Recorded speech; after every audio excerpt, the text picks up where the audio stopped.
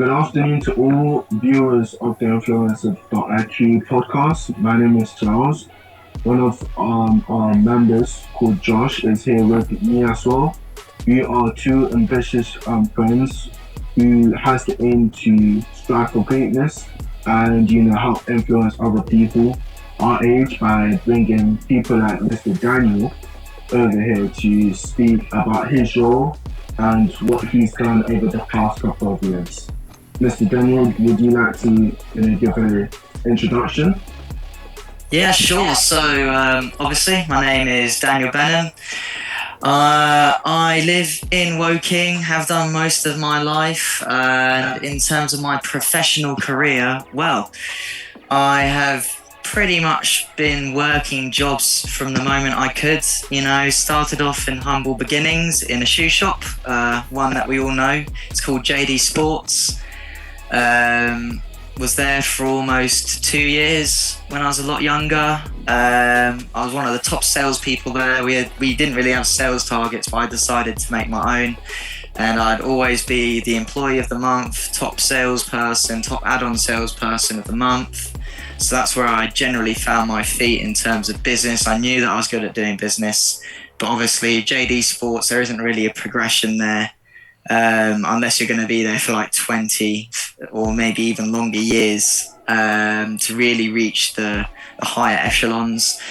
I then moved on and went to Waitrose. I was just a humble checkout assistant, and at this point in my life I really thought, I work all these hours doing really crap jobs and get paid no money to do it.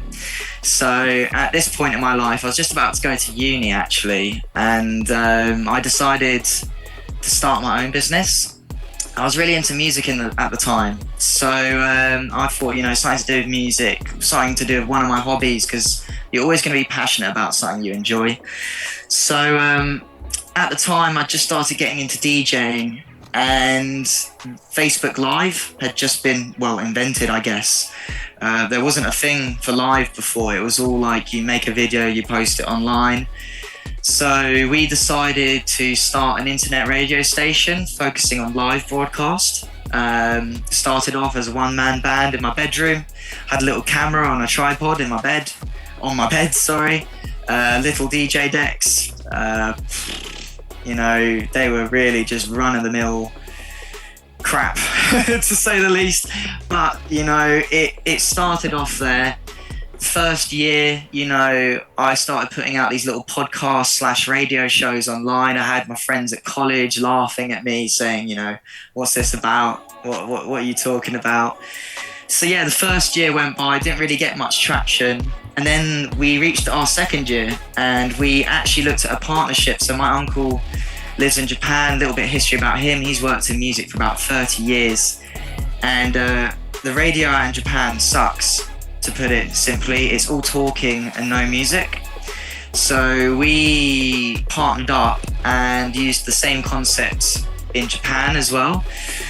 That's when things started to really take off. So we ended up finding a studio that we could use out there. It was a cafe called Cafe Michi up in Yamagata. Shout out Mr. Tanaka-san for letting us use that for all those years. We then started putting the podcasts and the shows on TuneIn Radio. And we started to notice a big uptick in our monthly listeners, to the point that we actually had, I think, almost 3 to 4 million listeners just through TuneIn Radio. Facebook Live, we started to get a minimum of about 200, 300, 400 views per video, and we're doing that 3 times a week. And it went from just being me, a one-man band in my bedroom, to about a team of 3 of us. And we actually built a studio in my garden, and we were having people almost every night of the week coming through, playing all sorts of music, having talk shows, talking about music in the local area, events around the country. And at this point, I noticed an opportunity, because we were getting a lot of people coming through the radio that were starting to blow up online, either through their own socials, through the music that they were making, or the events that they were playing. And I approached a local club where I live in Guildford, and essentially they'd never had drum and bass. So our radio was mostly drum and bass at the time. And they'd never had a drum and bass event there ever. They were actually really against it when I first pitched it to them. But I said, look, you're not going to give me a Friday night. You're not going to give me a Saturday. How about I prove it to you? Give me a Monday night and we will sell this place out. Tiny little club, by the way. Only about 160 capacity. So the event came around and like clockwork, we sold it out. The club owner was looking at me like I just discovered fire. How did you manage to sell it that quick? So I just pitched it to him essentially. I was like, look, the only reason I don't go out in Guildford or go clubbing here is none of the clubs around here play the music that I want to listen to. Same for all of my friends. We don't go out to Guildford to listen to pop music, And if we're not going to go to a club which is £10 to enter and only has 150 people maximum. We'd go to the club down the road that can hold 1,000 or more people, and they're going to play the exact same music as you. You have no USP right now. This will help you stand out by playing alternative market music. Did you have to wait a long time to convince him, or was it quite easy to? Well, surprisingly, it actually came about very quickly. We had one meeting with this club owner and he was incredibly against the idea. So there was a deal on the table whereby if we didn't sell out the venue or if we didn't sell more than 80% capacity, I'd pay the venue hire fee, which was about £400. Okay. But if we sold out the venue, he'd give it to us for free. At that time, were you willing to do the deal, or was it something that you kind of had to negotiate and compromise? Well, this is the thing, we were willing to take the risk because between me and my other business partner at the time, we knew that we'd sell at least 100 tickets. Like we sold 100. You have to be confident. When it comes to sales, comes to convincing people, you just have to feel confident. Even if you don't feel, obviously, there was an element that we weren't going to sell out, It's the first event we'd ever run. It was the first real event of its kind in the area. There was one or two, but previously just not at that club. But moving forward the next 8 months, we did one more event on a Monday there. Again, it sold out, and they actually changed it so that every single Friday there'd be drum and bass playing at the club, which they'd never done before. They'd always had house music on a Friday, and they decided to make it drum and bass every single Friday, all year round. To put that into context, they made more money in those first 8 months using that sales strategy than they did in the 4 years previous combined, to the point that they're actually still using that sales strategy today, almost 5 years later. It is a winning formula. If you're a small club and you're trying to compete with 3 other massive clubs in your area, you have to do something different. You have to stand out. And it's actually really created like a fantastic community for drum and bass in my area, which just didn't exist before. And then building on that, we had the radio as well. So what we'd do is we'd get these artists which are blowing up, and then we'd play them at our events. And because we were catching them so early, almost at like seed phase, so they just started to gain some traction, some momentum, we'd be able to book them for next to nothing. So one example of an artist, I booked him for £100 at this event. And jumping forward a few years, we actually ended up partnering with another events company where we were running other events around the country. But so we used to book him for £100 per event.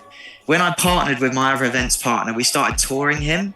By the end of the tour, he was charging, not us, but other promoters, a minimum of £1,000 per event.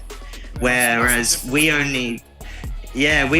only getting charged £100 event. So we were, in terms of cost savings, we're making £900 cost saving per event. Plus also he's selling more tickets every single event he tours at. So by the last event, we're kind of making money hand over fist. But we started to do that with multiple artists. And then it reached the point where we were starting to look at touring people in Japan, because we were running the same sales strategy, the same events model out there. But the clientele out there are just fantastic. If they like your event, they'll come to every single one of them. They don't care who's playing. They don't care what type of music it is. They just want to come to your events. But yeah, that was one avenue. Like, obviously, because you lived in Guildford and working your whole life, was it hard to adapt to like Japanese culture living there, or was it easier?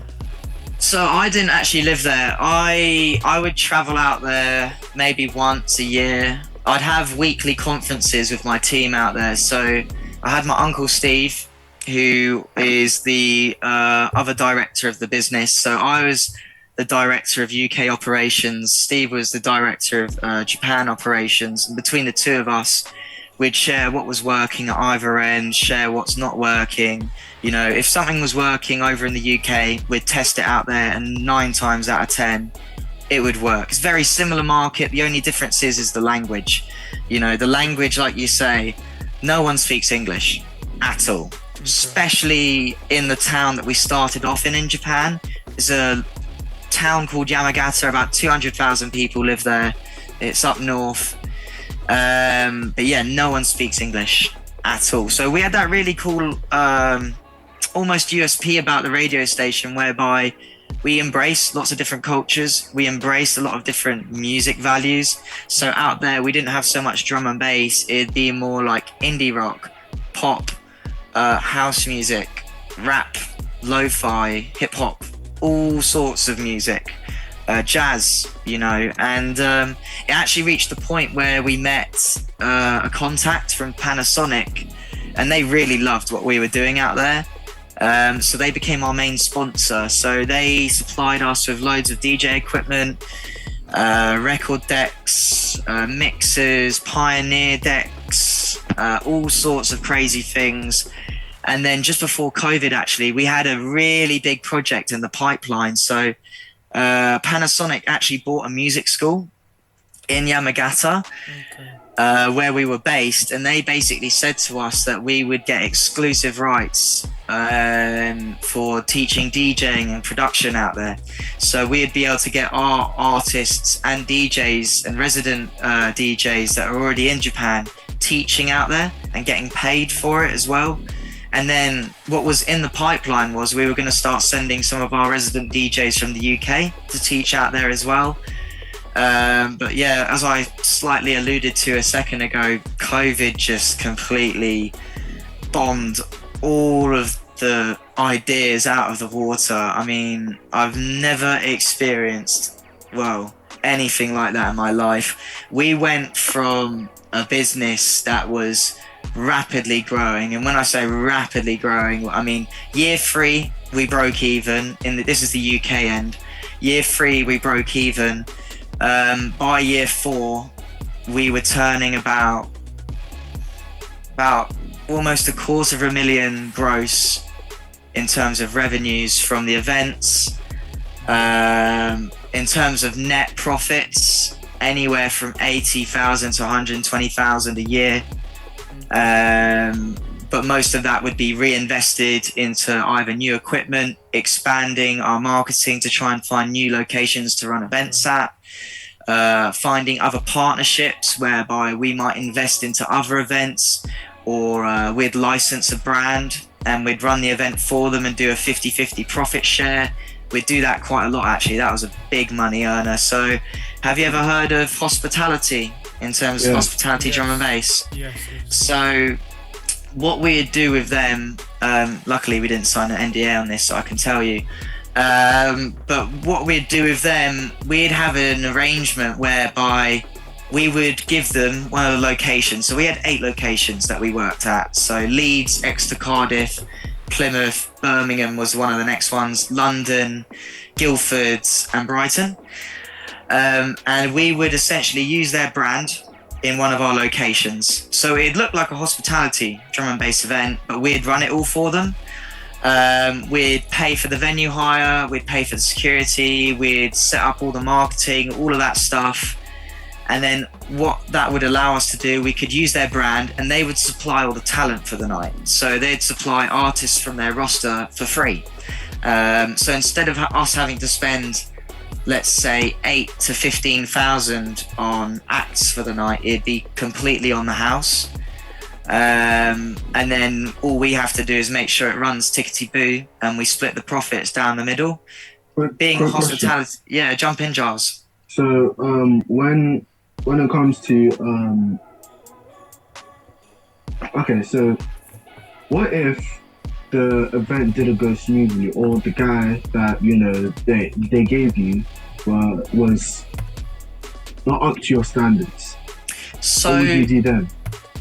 generally, for example, for a hospitality drum and bass event, there is a requirement. We wouldn't go ahead with the event unless we had a minimum of one really big headliner or two medium-sized headliners plus 1 to 2 support acts from their label. Because otherwise it's not a hospitality drum and bass event. I could just run it as my own event, Sound Street event, and just book one of their artists.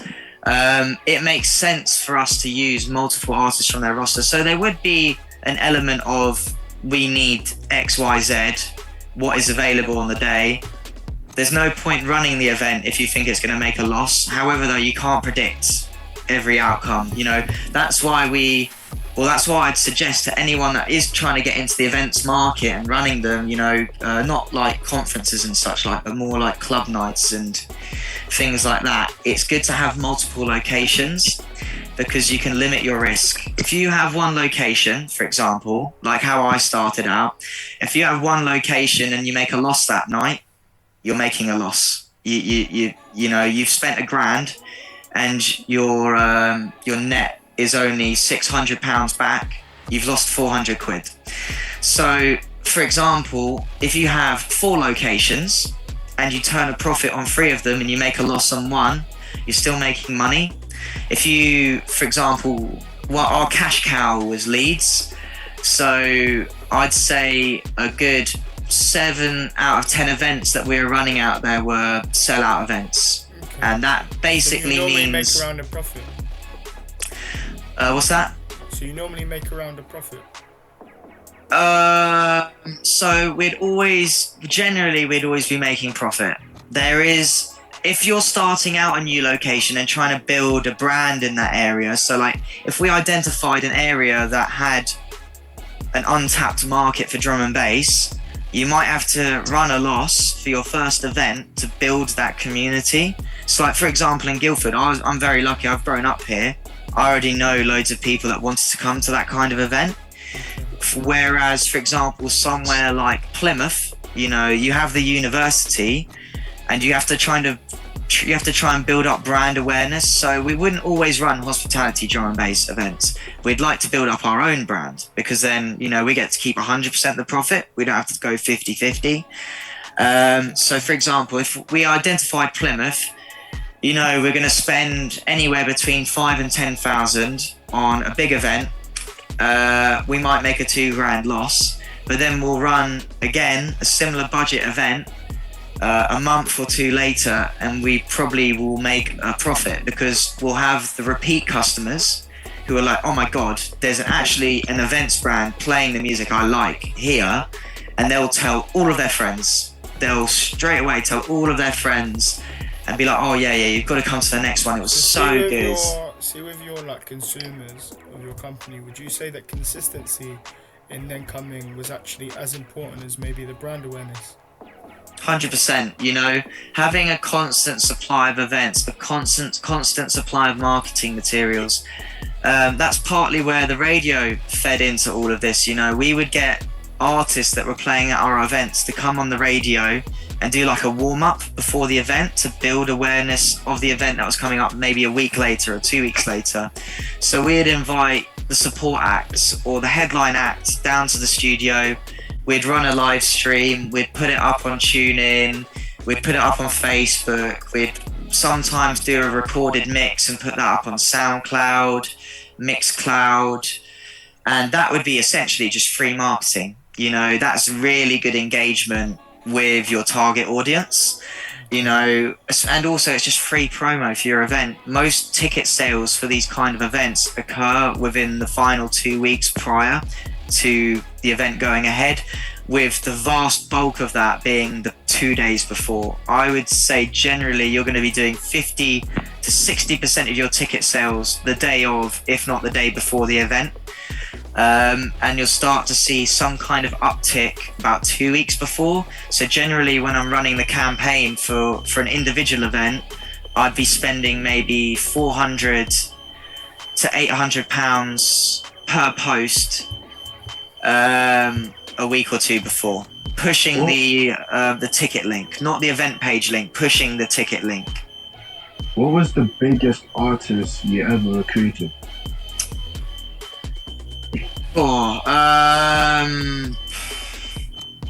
Chase and Status, Subfocus, Wilkinson, Andy C.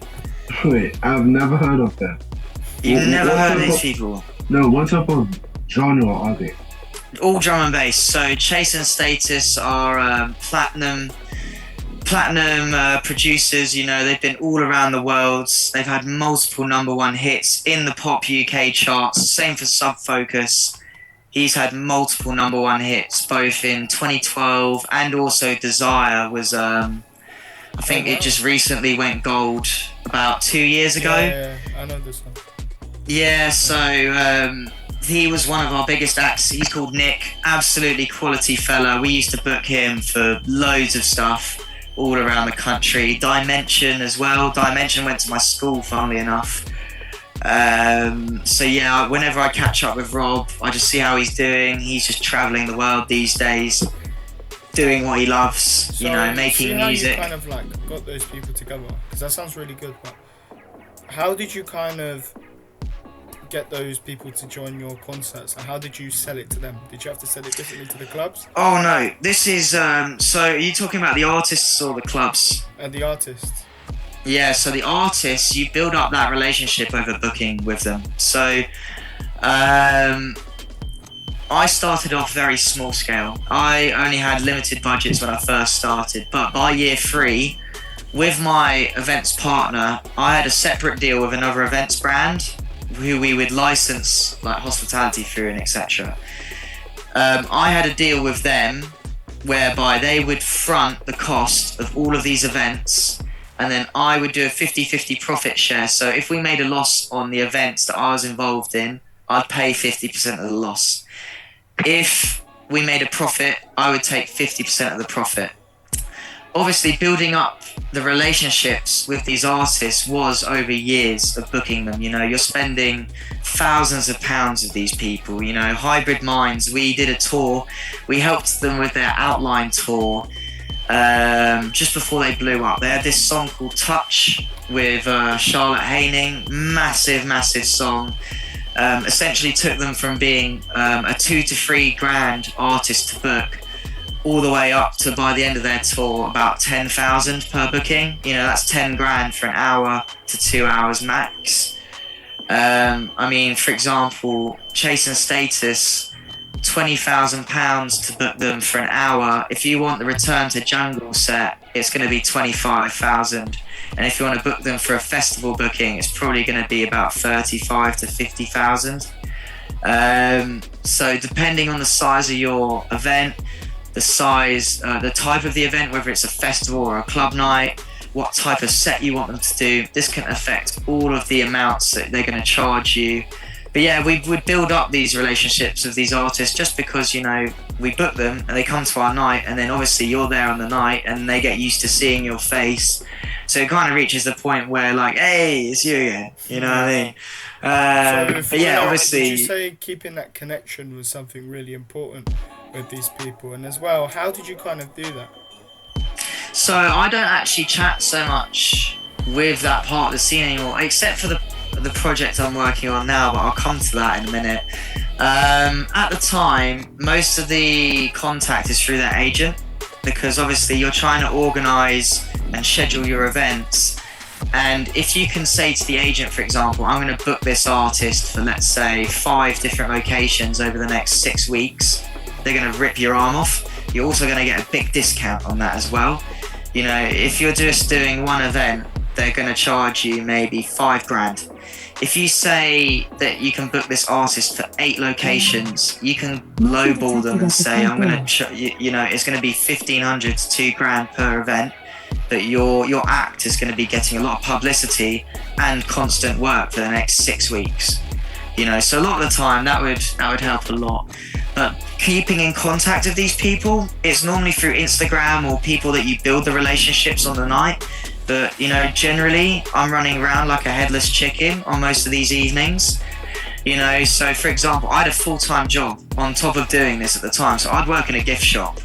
Monday to Friday, I'd be working in a gift shop on my lunch breaks, and in the evenings, I'd be replying to emails. I'd be running the radio station at the same time. So I'd have people coming into the studio as soon as I got home, run that for like an hour and a half, then reply to emails, then have a conference call about midnight or 1 a.m. of Japan, rinse and repeat Monday to Friday. By the time I get to Friday, it's events day, so I drive up to Leeds for 4 hours straight after work, run a gig there from about 10 o'clock at night till 6 in the morning, go back to the travel lodge, sleep maybe 4 hours. Oh no, I didn't sleep. For about 4 years, I just didn't sleep. Then go back to travel lodge, get like 4 hours kit, drive back from Leeds, run the exact same show again, but in Guildford, from about 10 o'clock till 6 in the morning. Sunday, I just spend all day sleeping. And then Monday, back to my full-time job. Would you say like, obviously the lack of sleep, would you say that affected how you worked? Or if so, how did you kind of work around that? That's obviously something that people struggle with. If you want it that much and you actually love your job, it won't feel like you're working. It never felt like I was working. And one thing I will say, lads, is I'm addicted to money. And when you're making money like that, you don't even care about sleep anymore. When you're at an event and you've just, you're running it and it takes months of planning to do this, by the way, especially the bigger artists. If you've got Andy C, for example, you won't be able to book him the month before your event. You're going to have to book him a year in advance, or maybe 9 months in advance, and plan your event around that. So to actually see the event running on the night and seeing it go well, and if you've sold out that night, you know that not only you're running an amazing event, you've got all these happy ravers there, you've also just made 25 grand. You don't really care about sleep anymore at that point. That's a big motivator. But to begin with, it just started off as a hobby. I never thought it'd turn into that. It's just one thing led to another.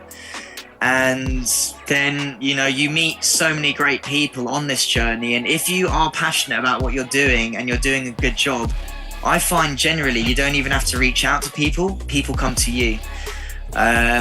A lot of my business contacts that I made during that period was people reaching out to me, and a lot of those people I still know to that day. Coming back to your point about keeping contact with those artists, I don't keep in contact with the artists so much because I was an artist at the time, but I was more of an events promoter. So I keep in contact a lot more with all the other events promoters. You're worried about Henry's or your Dazed Music. I've got a friend now that's running a massive event in Reading. He started about a year after I did. He started off a tiny little event. It was about 500 people in Windsor. Then he started a label. And then now, about 6 years later, he's running a festival for 10,000 people in Reading annually.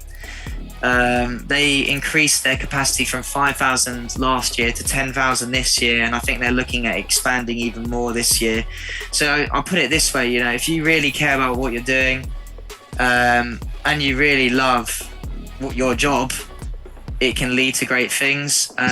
One thing I will say though, just going on to what I'm actually doing now, currently working on a documentary about drum and bass. So one thing I will say is, that door closed during COVID. I lost my business, I lost all my life savings. But one of those contacts that I made during that time actually reached out to me at the start of this year and said that he was making this documentary, and it's for a major streaming platform. I can't say who, because we're under a non-disclosure agreement. But what I will say is they're one of the big ones. Do you know what the title of the documentary is going to be? It's a working title at the moment. So if you want to go follow us on Instagram, it's literally called D&B Doc. So Delta November Bravo, Delta Oscar Charlie, semicolon The Untold Story. And essentially we are just focusing on what's happening in the scene right now and also what's going to be happening in future. So we have had the opportunity to film a massive festival literally in Belgium last week. We're going to be hopefully filming at Boomtown in a couple of weeks' time. We're going to Let It Roll in the Czech Republic in about 3 weeks. So I'm frantically trying to get all my work wrapped up. Again, you know, I'm doing a full-time job right now and I do that every single weekend. I do it. Yeah, I mean, you, like I say, guys, you know, you got to do what you got to do to make it in this life. But if it works out, I'll put it this way. I could probably retire if I wanted to, if they go for the end product. But, you know, I wouldn't want to retire. I love working. If anything, I'd much rather focus on season 2 and also a spin-off series, which we're already looking into. But that's just me and 2 other guys working around the clock, putting our money where our mouth is. You know, we're funding all of this ourselves.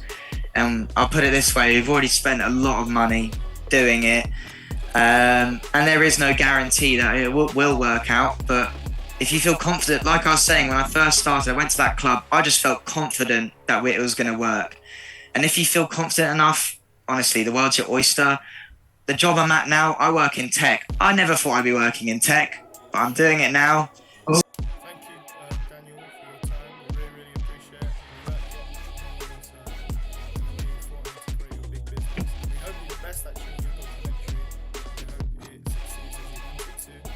One question I'm going to ask at the end. So obviously what we're going to start doing now from this episode is asking a question to the next person we interview.